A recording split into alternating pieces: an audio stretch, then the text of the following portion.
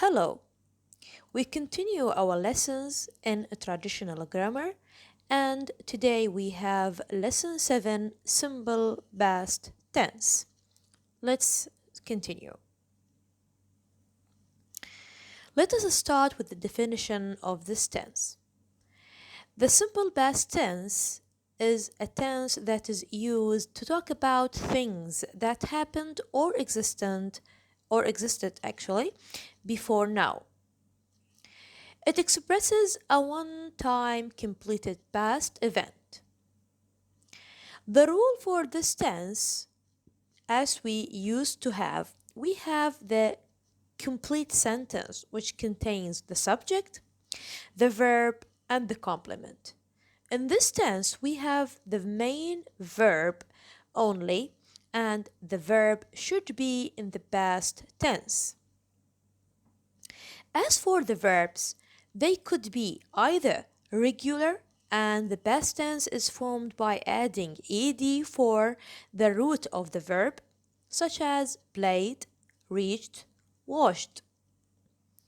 Or these verbs could be irregular, and the past tense is formed in different ways, such as ate, broke, spoke, swam, pulled, etc. In your book, a lot of verbs are mentioned, either regular verbs or irregular verbs. We have specific time expressions with this tense. We may have ago, which is used only with simple past tense, as if counting backward. It comes at the end of the sentence.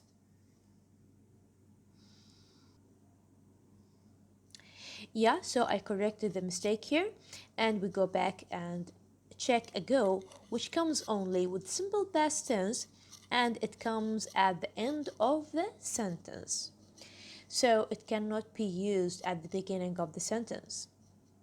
We may have other words like yesterday, last week, last year, last month, etc. But we are aware of such words, times expressions, and we just wanted to pay attention for ago because it always comes at the end of the sentence. Let's take some examples. The patterns for the past tense are the same for simple present tense. The difference is that the tense of the verb is in the past.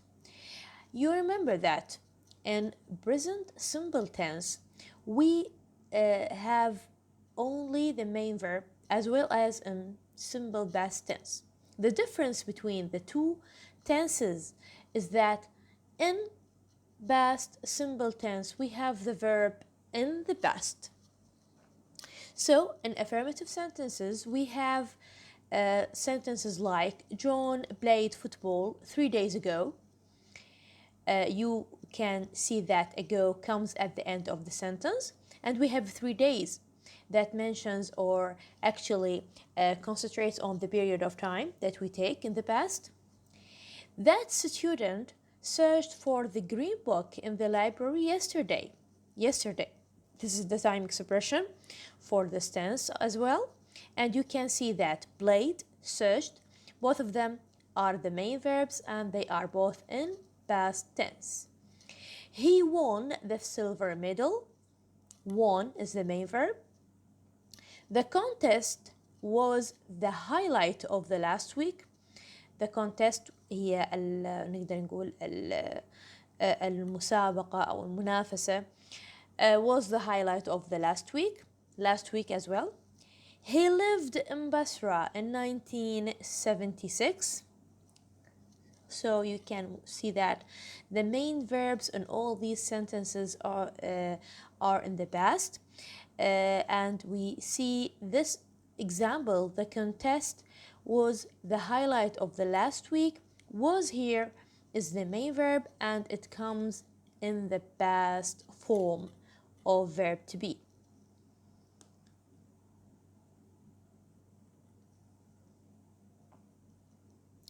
We continue with negative sentences, and as we have in the present simple tense, we add not in order to get negation, but we don't have an auxiliary verb, so we use verb to do.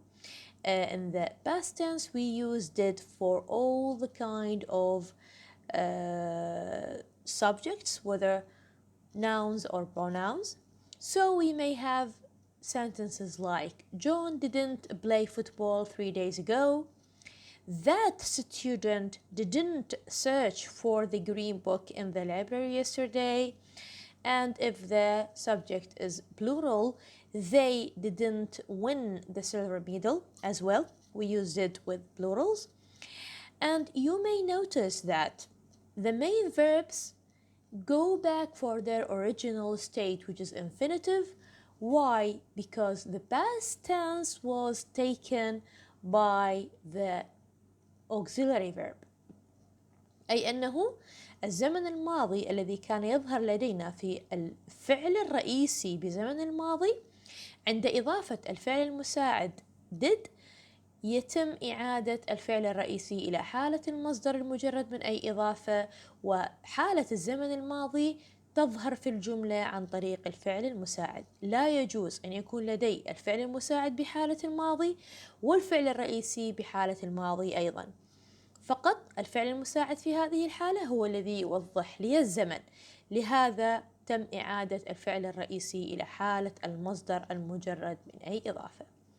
So we go back and see how questions are get from this tense. We do the same and we put the auxiliary at the beginning of the sentence before the subject, and the verb comes back for its original state as an infinitive verb. So we can get sentences like, or questions like, did the contest occur last week? This is a yes no question. When did the contest occur? This is an information question. We have the question word when. Did he live in Basra in 1976? This is a yes no question as well. Where did he live in 1976? This is an information question. We ask about place here. That's why we removed Basra.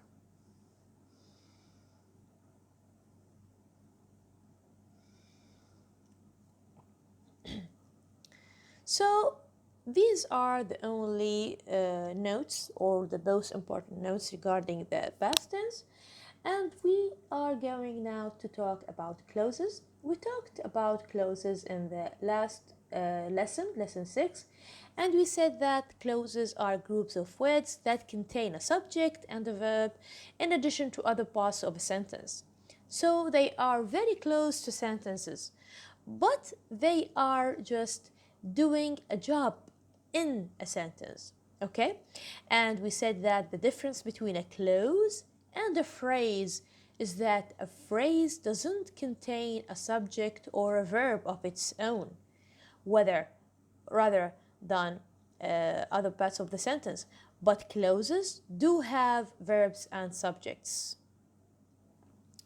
We can notice that clauses are introduced by clause markers, such as when the clause mentions time, while when it mentions time as well, where when it mentions the place. The tense of the verb in these clauses depends on the tense of the basic sentences. In the future, we noticed that the tense in the clause is infinitive or simple present tense. In this lesson, we will see that in the past tense, the time clause verb is in the past tense as well. In past tense, the time clauses are introduced by before, after, while, when. So pay attention. We are now moving from one word, which is when, as a clause marker, and we have more than one clause marker. We have before, after, while, and when. Let's start with when and while. When is used to introduce clauses in future tense. It refers to a specific period. For example, Sarah will come here when you call her. We come across this note in the previous lesson. And it is also used in the past tense. and it refers to a specific period as well, but in this tense in the past. While, for the word while, for the word while or the clause marker while, it emphasizes the passage of time, duration. In this sense, it contrasts with when. أي أنه when عند استخدامها كclose marker فهي تدل على نقطة زمنية محددة في المستقبل أو في الماضي حسب الزمن التي يتم استخدام هذه شبه الجملة للإشارة إليه. أما while فهي تدل على استمرارية معينة، فترة زمنية معينة، وهذا هو بوجه الاختلاف بينها وبين when. طبعا هذا راح يكون واضح عندي في المعنى، لأنه when راح يكون معناها عندما، أما بالنسبة لكلمة while فهي سوف تكون بمعنى بينما، فالمعنى أصلا يوضح لي الاختلاف الطفيف بينهم من ناحية كيفية تعبيرهم أو تحديدهم للفترة الزمنية المطروقة.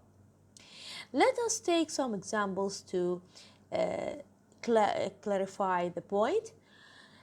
By the way, the time clauses we said can be at the end of the sentence or we can put them at the beginning of the sentence. You will see that in the following examples. While Mrs. Allen played the piano, Betty served the refreshments. You can see the time clause, which is while Mrs. Allen played the piano, and the main sentence, which is Betty served the refreshments. When the party was over, Jack took Jane home. We see the time clause when the party was over, and the main sentence, Jack took Jane home. You see that both sentences, or actually the sentence and the clause, are in the past. The little boy with black hair jumped while he ate the cookies. I would like you to pay attention for the underlined phrase with black hair. أتمنى تخلون بالكم لهذه العبارة التي تحتها خط with black hair. This is an adjectival phrase. هذه عبارة وصفية استخدمت لزيادة المعلومات ولتعريف الاسم boy، وموقعها كان بعد الاسم، على عكس الصفة little التي موقعها كصفة في اللغة الإنجليزية قبل الاسم. ولاحظوا أنه بالإشارة طبعا حسب الدرس الماضي تحدثنا عن هذا الموضوع وقلنا أن الادجكتيفال phrase حتى لو كانت يعني موقعها مع الفاعل فهي لا تؤثر على تركيب الجملة من ناحية كون الجملة مفردة أو جمع، هي تأتي لتؤدي غرض تعريف وإضافة معلومات إضافية عن الفاعل عن الاسم أيا كان موقعه بالجملة، لكنها لا تؤثر على تركيب الجملة من ناحية الزمن، من ناحية توافق الفعل والفاعل، من ناحية الجمع والمفرد. I finished my assignments when the teacher of English told me. لاحظوا أيضا هذه الجملة I finished my assignments، هذه هي الجملة الرئيسية، أنا أنهيت واجباتي. هذه عندي time clause when the teacher of English told me. طبعا عندي the teacher هو الفاعل لهذه time clause. of English هي أيضا adjectival phrase. طبعا شو عرفتهم adjectival phrase؟ لأن هذه مجموعة كلمات أضافت لي معلومات عن الفاعل أولا من ناحية المعنى، ثانيا من ناحية التركيب إنه بدت with black hair، بدت بحرف جر، of English حرف جر، of English هي وضحت لي معلومة إضافية عن the teacher. كانت طبعا موقعها بعد الاسم كالمعتاد وليست قبل الاسم حالها حال الصفة، هذا هو الاختلاف. told me بقية الجملة اللي هي الفعل الرئيسي بزمن الماضي مع me اللي هي الobject in this sentence. And we have the last example. She takes the subway when she goes into town every week. طبعا عندي هذه الجملة بزمن المضارع البسيط أنا ضفتها هنا حتى أوضح لكم إنه ال time clauses could be used in any tense، ممكن أستخدمها مع أي زمن. ولاحظ أنه الزمن بالنسبة لهذه time clause يعتمد على الزمن الموجود في الجملة الرئيسية. ونلاحظ أنه مع زمن المضارع البسيط أيضا كانت عندي time clause بزمن المضارع البسيط.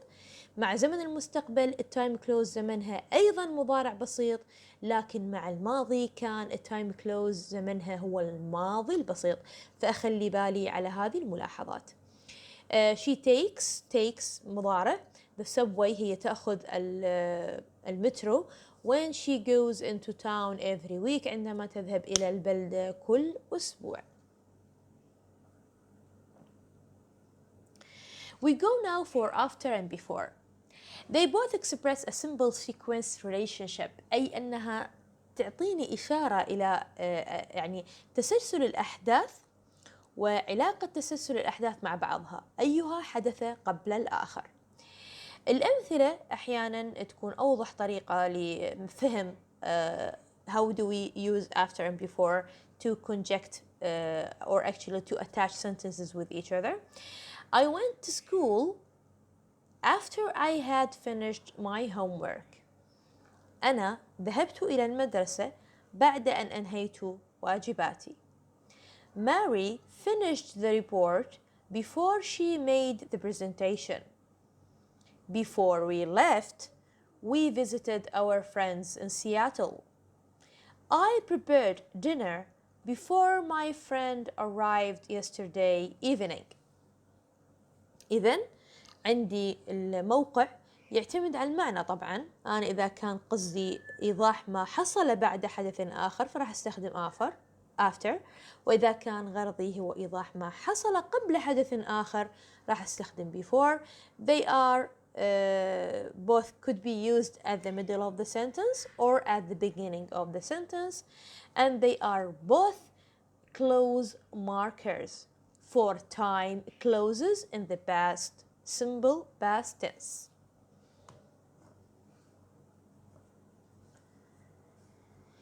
Now you have in your book some notes regarding one-off and none-of. One-off is a singular term and generally used to talk about a noun or a pronoun.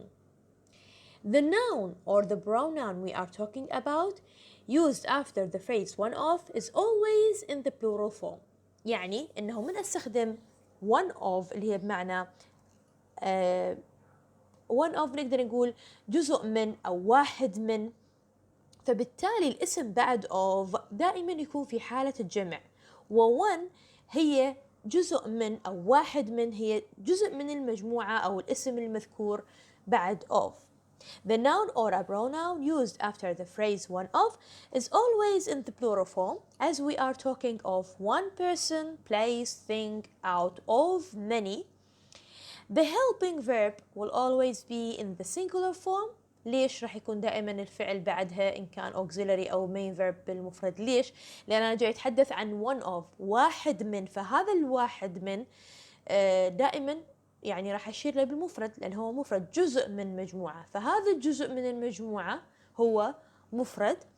So the verb will always be in the singular form as the helping verb agrees with one of، يعني يكون التوافق ما بين الفعل و one and not with the plural noun in the sentence. فأخلي في بالي أنا ما أجي أوافق الفعل في حالة الجمع أو المفرد مع الاسم بعد of، لأنه في الغالب راح يكون جمع، لا راح يكون التوافق ما بين الفعل و one، فبالتالي دائما يكون الفعل في حالة المفرد. هذا وين راح يأثر علي؟ راح يأثر إذا كان الزمن في الجملة مضارع، فأكيد راح يكون عندي اس الشخص الثالث إذا كان simple present tense, or I will have is if I am going to talk about continuous present tense, or maybe I will have is going to if I am talking about the future and using the form of going to. فأخلي في بالي توافق الفعل مع one وليس مع الاسم الجمع الذي يقع بعد of. Let's take the following examples. Let's see the correct sentence, which is one of the students أحد الطلبة was selected to visit NASA. أحد الطلبة تم اختياره ليزور ناسا. لاحظوا الجملة صحيحة لأن عندي الاسم بعد of جمع the students was اجت مفرد was. ليش؟ لأنها توافقت مع one وليس مع students، فهذا عندي جملة صحيحة. طبعا الزمن ماضي ما عندي إشكال. الجمل التالية الاثنين الأخيرة غير صحيحة. incorrect، الأول وحدة الغير صحيحة هي one of the student was selected to visit NASA. الجملة غير صحيحة لأن الاسم بعد of إجا مفرد وهذا خطأ، لازم يجي جمع لأنه أحد الطلبة وليس أحد الطالب. فهذه غير صحيحة. الجملة الأخيرة incorrect أيضا غير صحيحة. one of the students were selected to visit NASA. اللي يشوفها يقول صحيحة students جمع، لكن أنا عندي الملاحظة اللي هي الكيو اللي اهتم بيه، اللي تقول إنه فعل يتوافق مع one وليس مع الاسم بعد of، فلازم يكون was وليس were. So we move for none of اللي هي نقدر نقول عكس one of، لأن one of تعني أحد يعني مجموعة وجزء من مجموعة ما، بينما none of تنفي هذا الشيء أنه لا أحد من. So it differs from one of in two ways، تختلف عنها من ناحيتين. It may be followed by a plural or by an uncountable noun، يعني قد تكون متبوعة بجمع أو إنها قد تكون متبوعة باسم غير معدود. الأمثلة التالية توضح هذا الشيء. none of Betty's friends، هذا عندي صار اسم جمع. none of the food، لا شيء من الطعام. food عندي اسم غير معدود، وهذا طبعا يدل إنه ممكن يجي وراها singular. when the phrase is the subject of a clause، عندما تكون هذه العبارة none of هي جزء من شبه جملة، the verb agrees in number with the noun which follows off. عندي هنا إذن عكس الملاحظة السابقة، عندي كان مع one of الفعل يتوافق مع one، فقد يكون يجب أن يكون مفرد لأن one هي مفرد. بينما هنا لا، أنا عندي مسألة مختلفة، يقول لك إنه إذا كانت هذه العبارة من ضمن clause ضمن شبه جملة، لازم أخلي في بالي إن الفعل اللي يجي وراها لازم يتوافق مع الاسم اللي يجي بعد of. إن كان مفرد سيكون مفرد. على سبيل المثال none of Betty's friends like to go boating، هنا عندي كان الاسم جمع فصار عندي like توافق وياه. الجملة اللي بعدها none of the food is left، الفود هنا عندي اسم غير معدود وهو دائما يعامل معاملة مفرد، فإجا وراء is، فهنا توافق عندي الفعل مع الاسم الذي تلا of. إذا أخلي في بالي هذه الاختلافات إنها تحدد لي إذا كانت الجملة صحيحة أو خاطئة.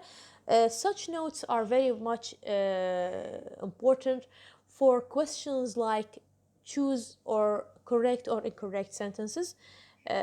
These are very much helpful for you. These are all the notes I would like you to take care and pay attention for in this lesson. Thank you very much for listening and watching, and I would like to meet you in a new lecture. Thank you very much. Goodbye.